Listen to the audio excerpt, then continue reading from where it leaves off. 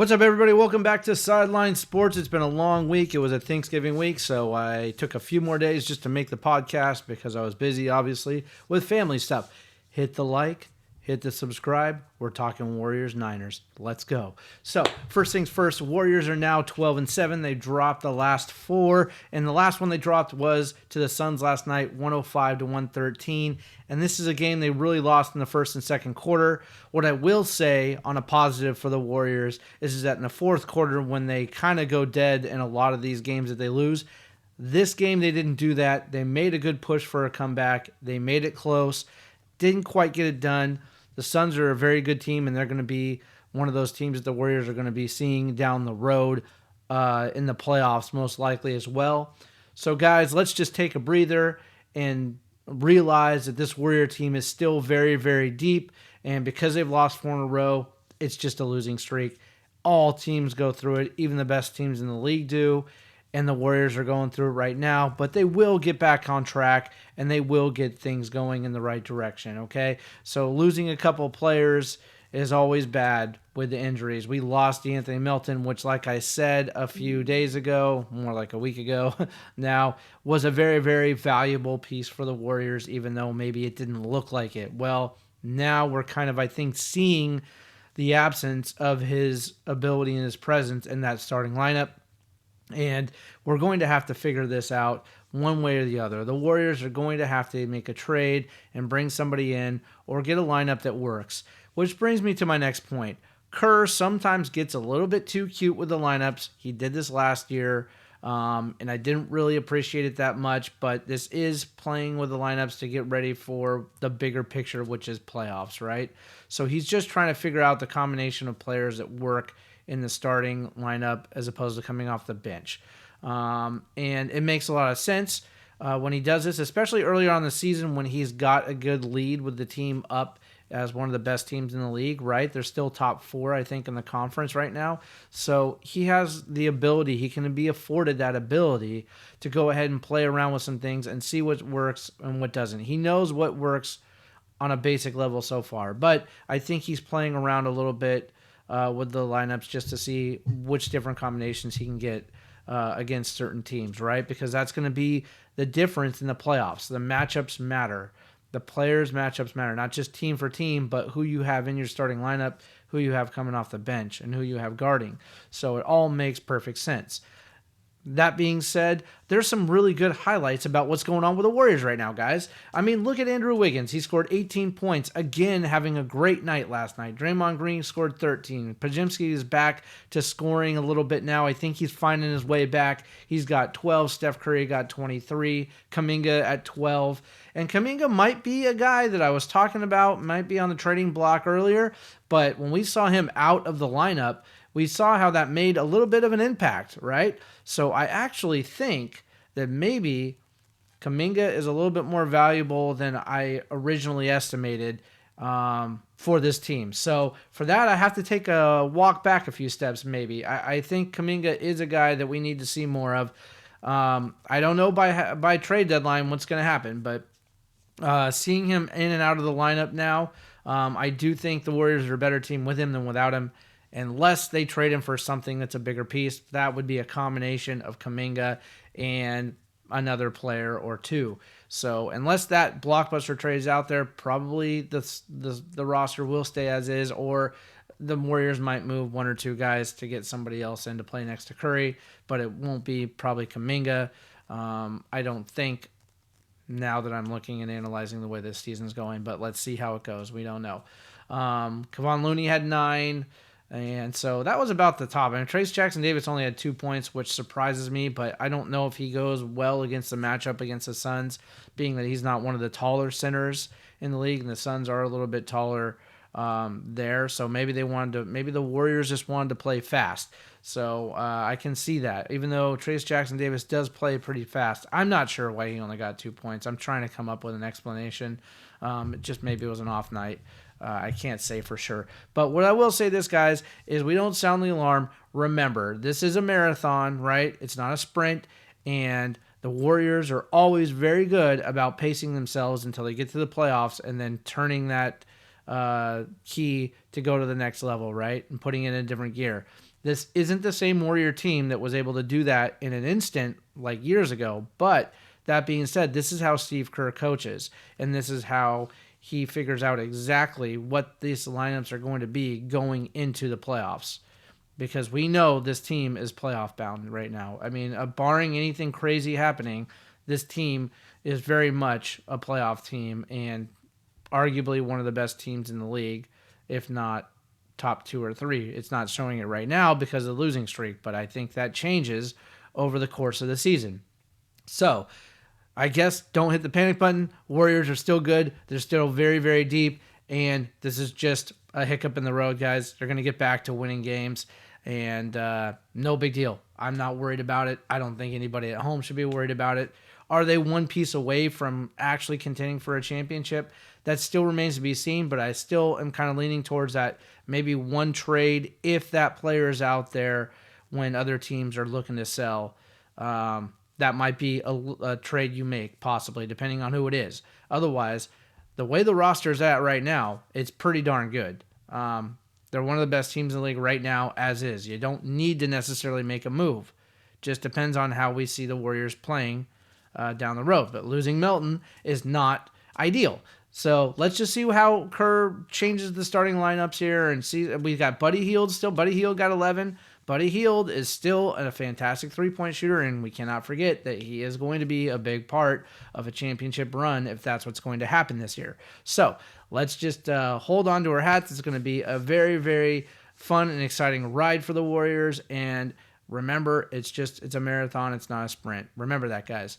This team is a very, very good team, and nobody should be upset about dropping 4 in a row. That's let's come back and talk if they start dropping 6, 7, 8 in a row. Then we can start talking about maybe something really going wrong. But I don't think that's going to happen. I think they're going to get back on track, and they're going to start winning games again. So no worries, guys. Just take it easy. Steve Kerr is still an amazing coach, one of the best in the league, and if not the best in the league, in my opinion. And we're going forward, and we're going up. So no worries, guys. Take it easy with that one. Let's not criticize the coach or the players quite yet. All right, 49ers. We're going to the Bills. Again, this is a team that, like I said last week, had to get gut checked. There was a gut check there, and we found out no guts. No guts, no glory. That sucked. That game was horrible.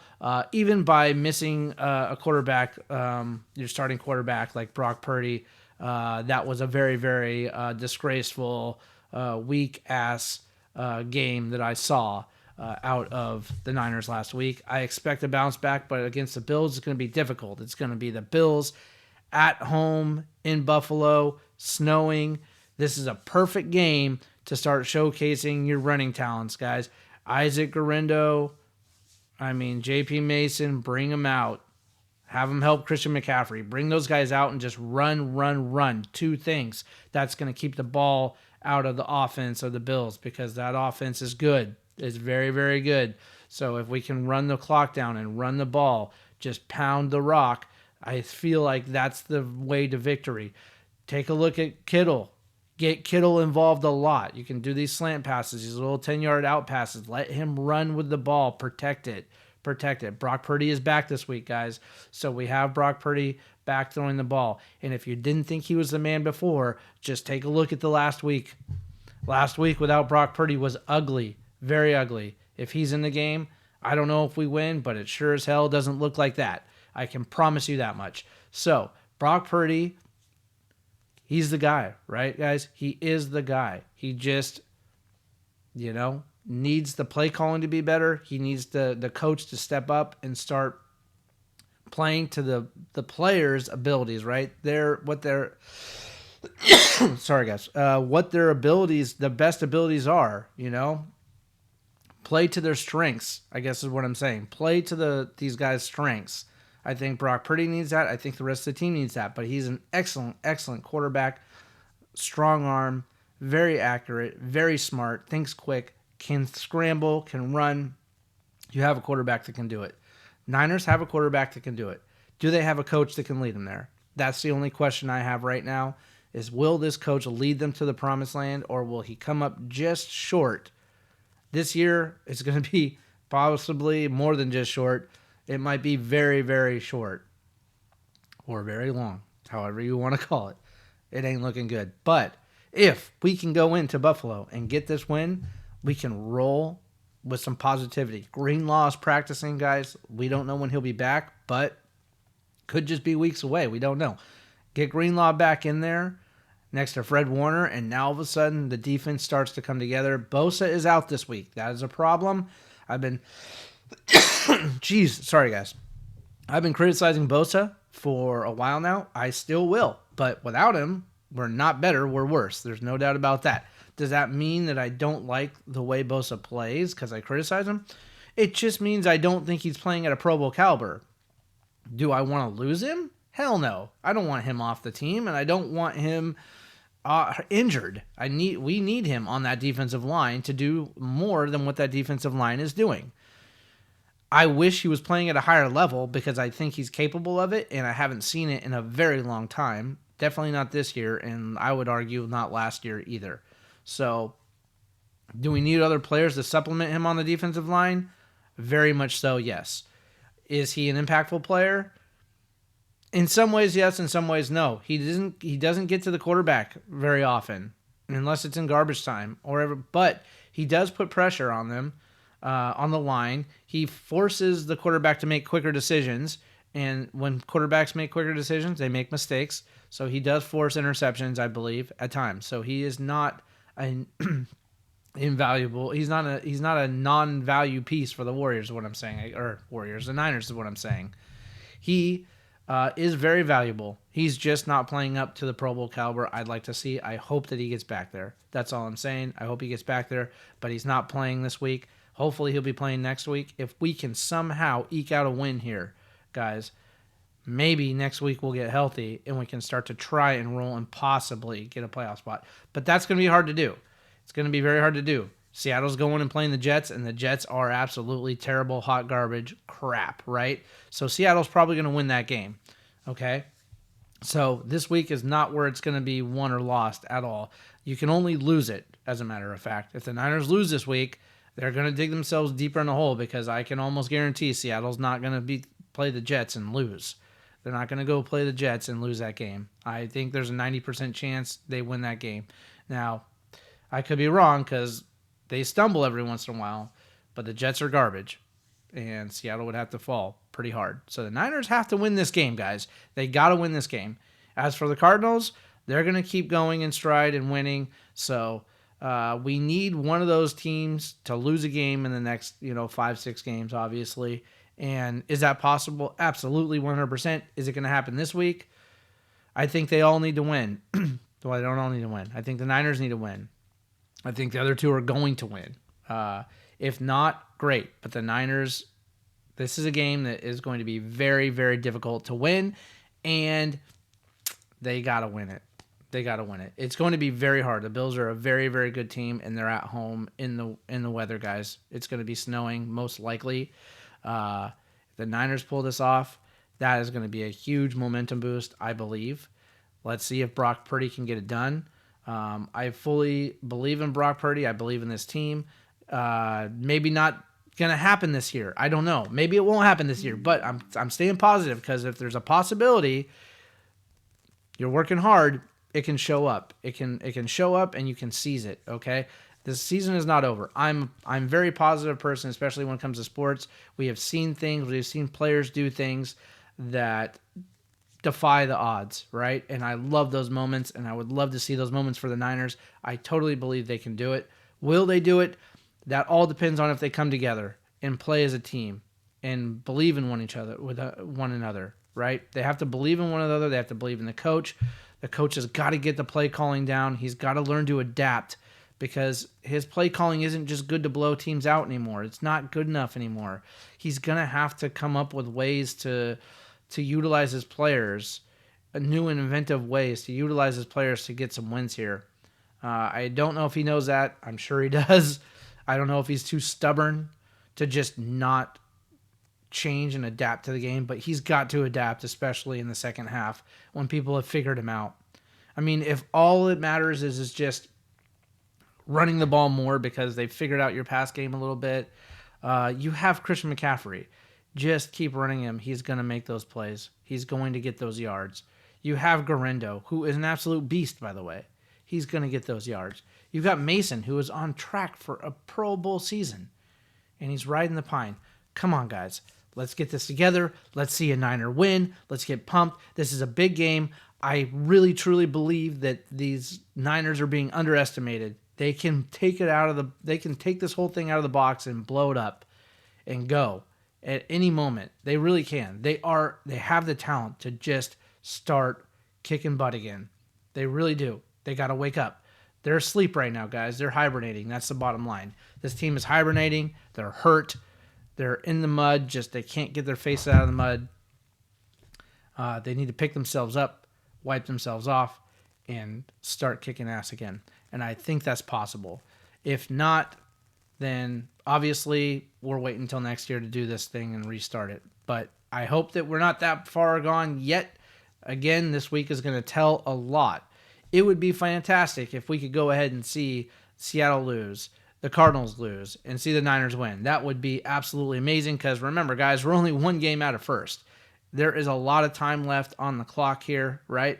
There's a lot of time to make up games.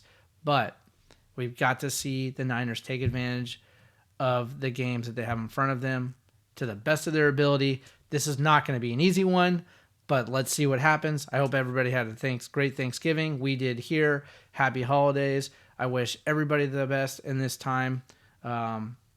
Everything is going great for us around here in our family, and we're all just enjoying the holidays and enjoying the time.